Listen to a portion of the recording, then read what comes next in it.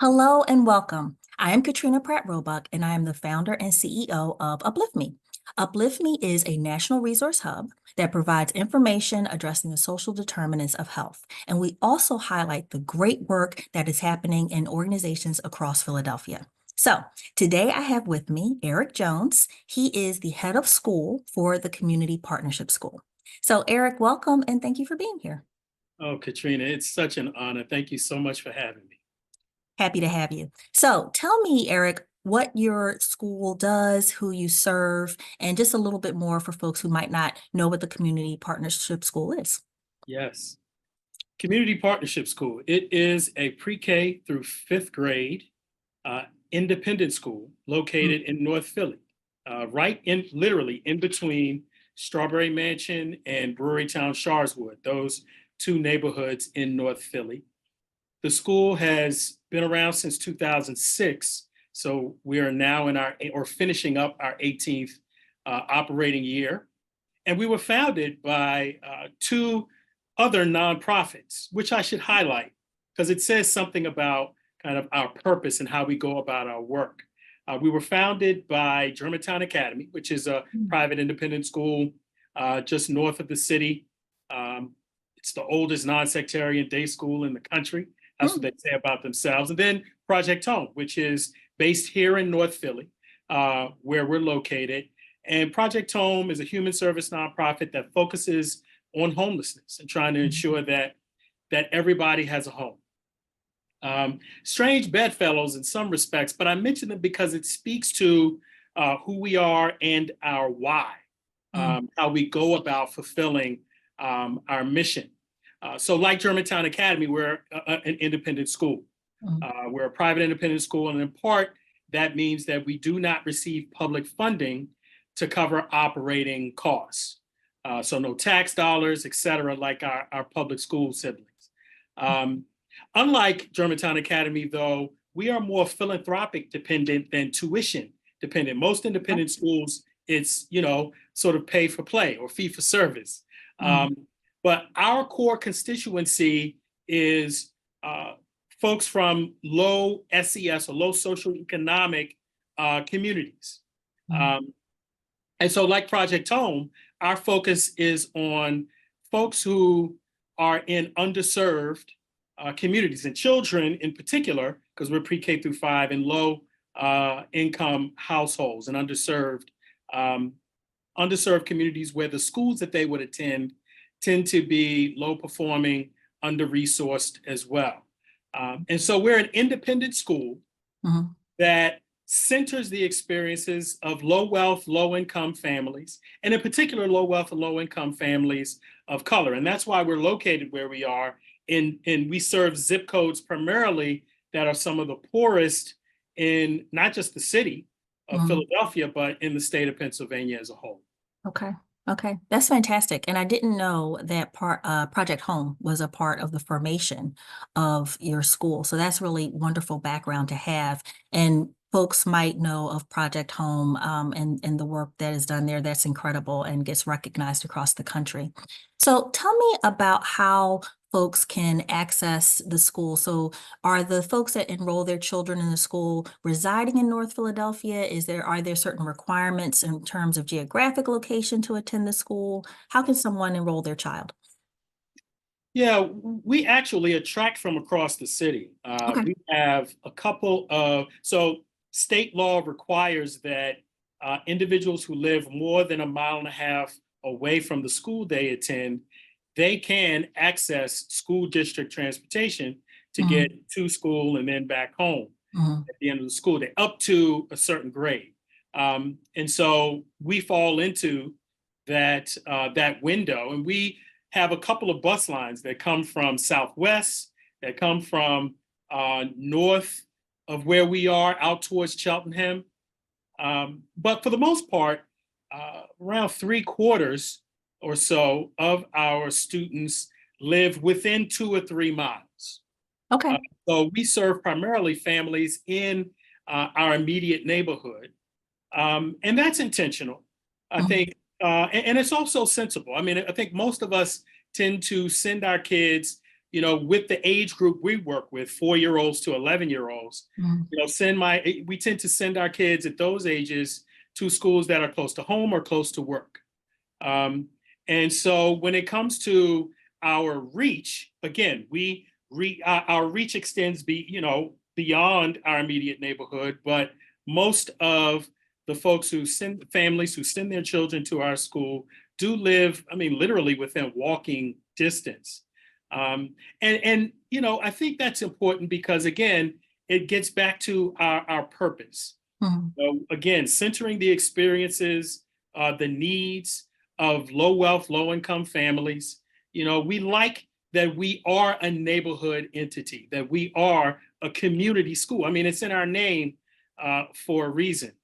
And so folks can access us, through the normal ways. I think for independent schools, at least for private schools, there is an application process that includes multiple steps. There's a paper part, there's a visit. There's also an important element for us. There's a family interview that Okay. we do where we talk with parents and guardians about, what they might expect. It gives us an opportunity to hear about parents and guardians' hopes and fears Mm. for their children. And it Mhm. really allows us to start at the very beginning before we even enroll a family to establish a connection that really extends and only grows over time. I mean, for us, that community and partnership piece, that starts between home and school. And Mhm. for us, we start to establish deep connections right in that enrollment process where we get to know our families in a really intimate way before we even make determinations about whether we offer admission and whether a family will accept. Okay. So can you talk a little bit more? So you mentioned briefly that you center the needs of lower income households. Can you talk about what that exactly means? What is the support? And you spoke about the engagement of the family starts from the interview process. Can you talk about what the community partnership school provides to not only the children, but to their families as well? We'd For like sure. to know a little bit more about that. Yep.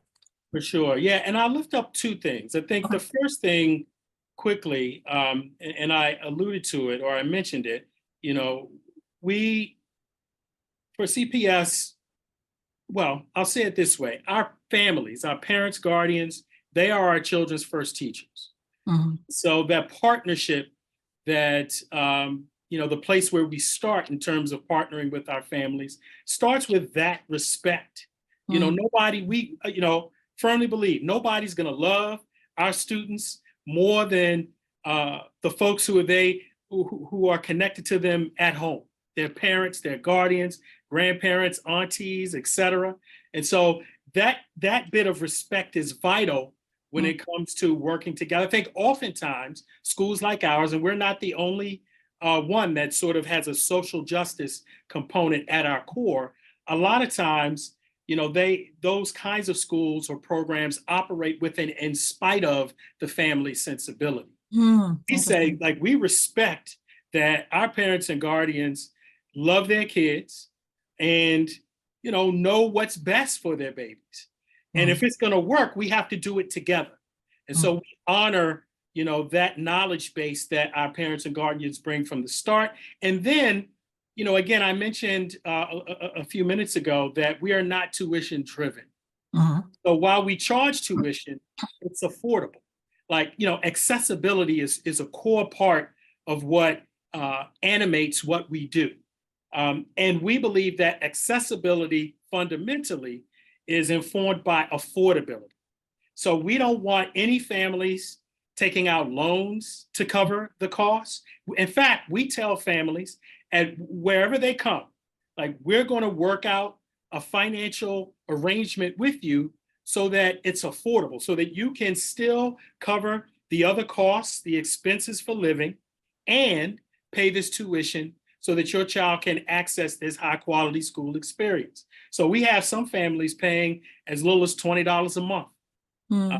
over the school year, and other families who pay the full tuition. And full tuition for us this year was $16,500. So we do have socioeconomic diversity, but the average amount that a family pays, when you just take tuition for every child and divide by number of students, it's just over $1,600, Okay.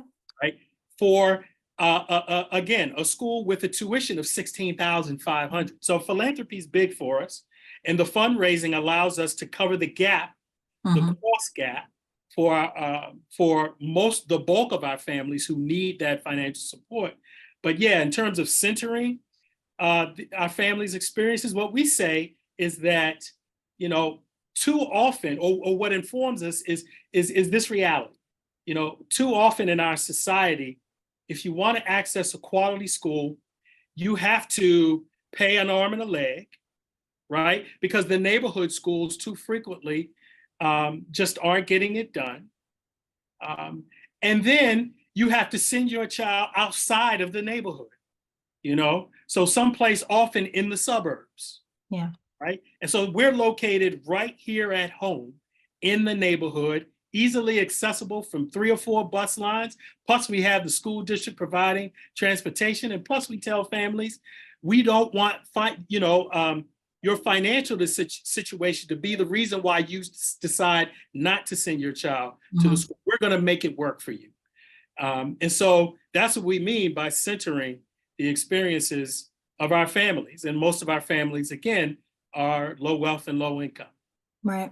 Can you talk a little bit about, you said that you're K or pre-K through 5th grade, correct? Yes. How many students are in your school? Yeah. So when we started in 2006, we were just over 30 students, pre-K, K, and first grades. Over time, we expanded, adding a grade a year for a stretch to get to 5th grade. And then in 2019, we relocated so that we could grow in size. So we've Okay. gone in 2006 from just over 30 kids now to just over 120 students, Okay. uh, with room to grow even more. So we're doing some strategic planning now, but our goal over the next few years is to grow to 200 students, still pre-K through 5th grade. I had a mom say to me today, Mr. Jones, we need to figure out how to add middle school.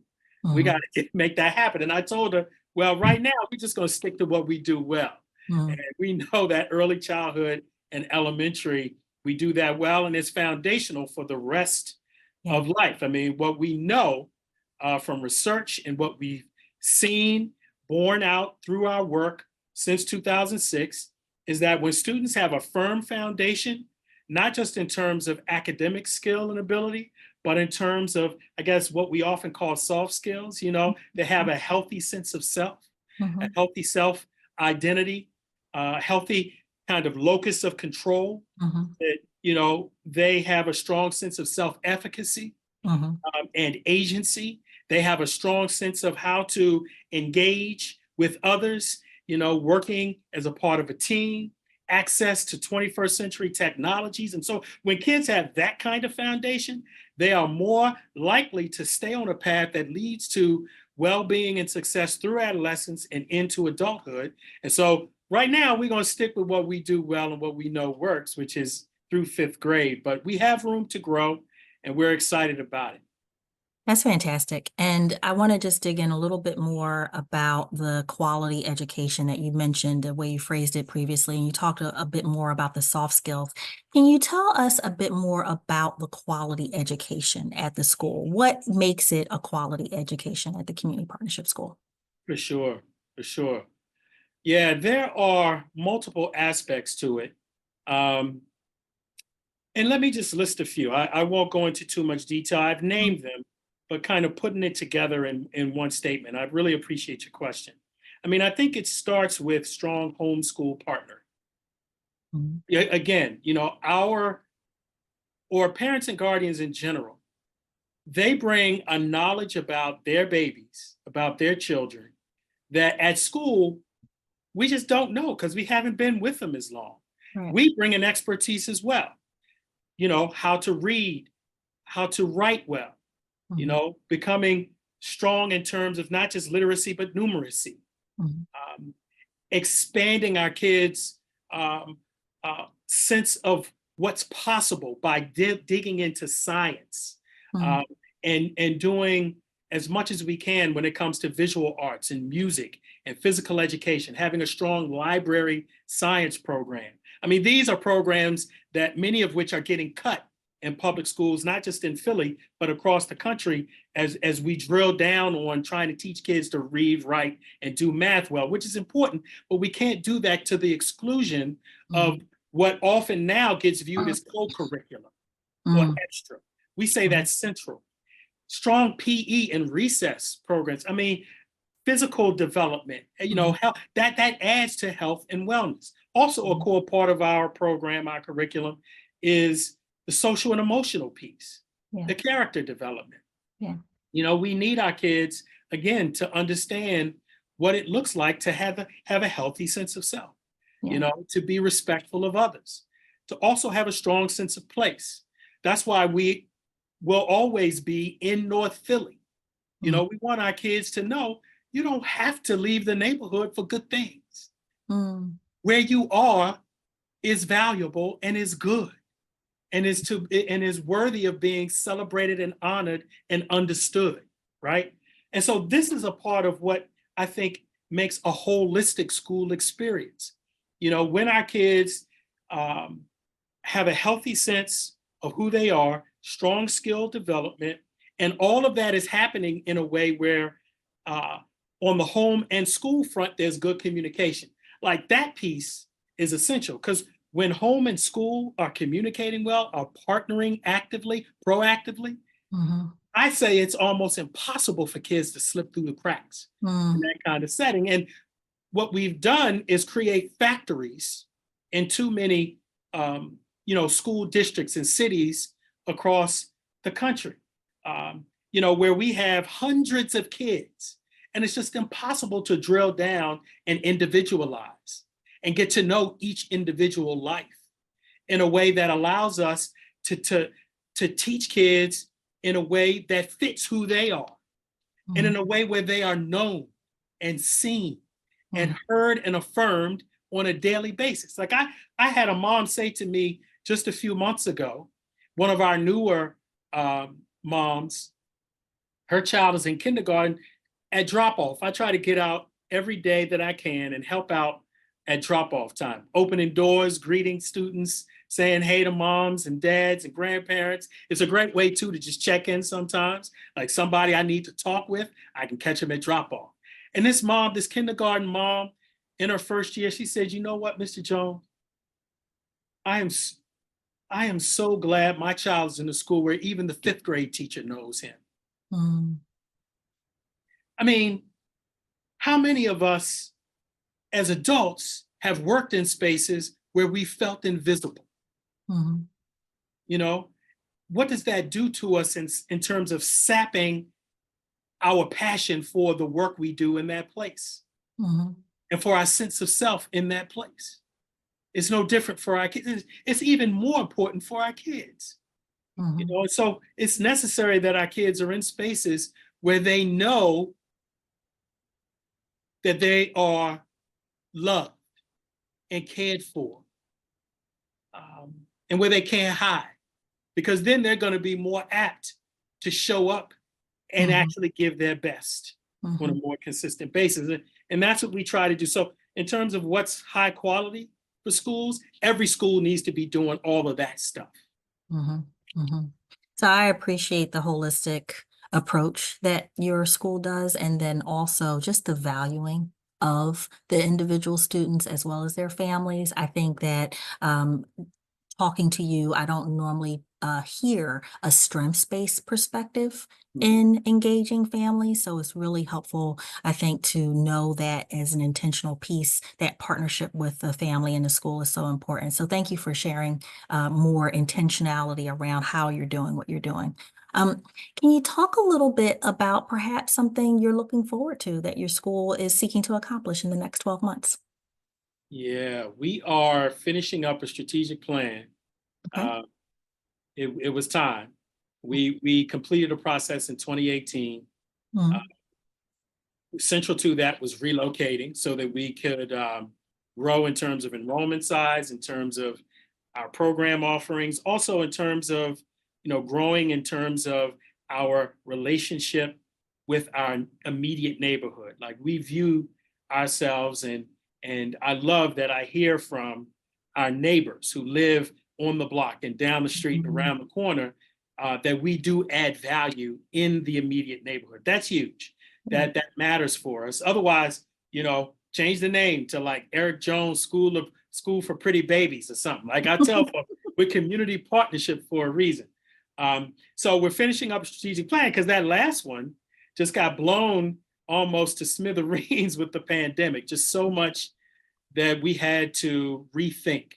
And in some respects, it was a challenge for sure. We all dealt with the challenge of that period. But what was great is um, it really forced us to rethink some things that we had made assumptions about in terms of how we operate and what growth should look like. And so we're excited that we're finishing this plan. We'll finish it this summer, and we'll be able to begin executing on it in the fall. And it's going to involve, I mentioned a couple things. The big thing is the path to enrollment growth, which Okay. is huge. But then also, um, we want to do more in terms of the program offerings. Yeah. So I mentioned some of what we do on the arts front with visual arts, music, et cetera.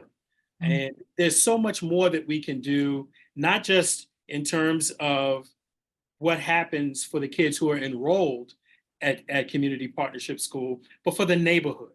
Mm. For example, we have a Killing, and there's a senior living apartment complex across the street.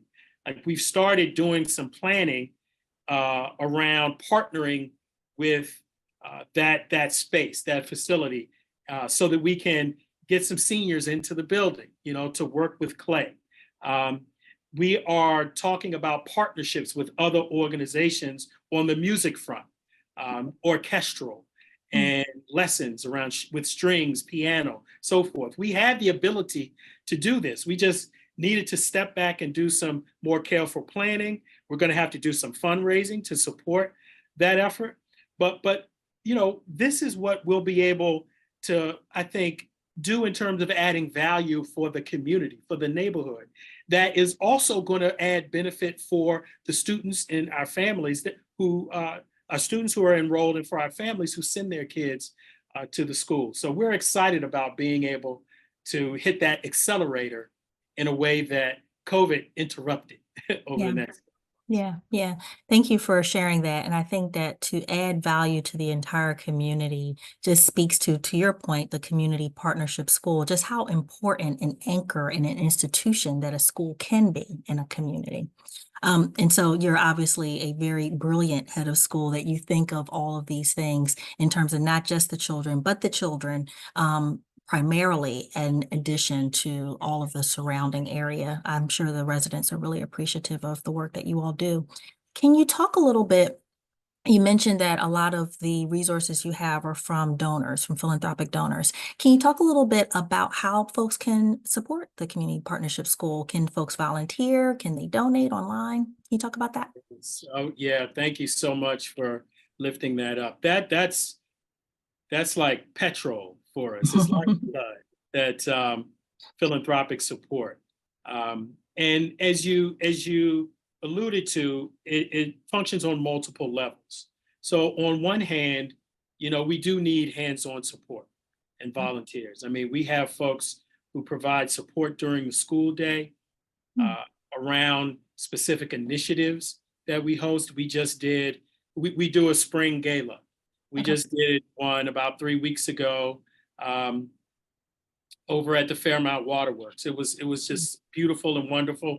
That can't happen though without many hands, because we run a lean operation. And so, and it doesn't happen without door openers. So the reason why we were able to access that venue in part was because of friends who are connected with our school, Mm. who opened doors on our behalf. And then of course, the dollars, there's the time, there's the door opening, and the dollars. Those donations matter as well. I mean, just over 90% right now of our the revenue that we generate well, for FY24, it's going to come via some philanthropic tool or initiative. And that takes many forms: events, fundraising, Mhm. tax credits, state educational tax credits that Pennsylvania, the State House has approved, Okay. and it's only growing. And so if you go to our website, cpsphilly.org, there's a tab. Okay. It's ways to support. Okay. It outlines I'm the waiting. variety of ways, because I only listed a few. And all of that is what makes the school work.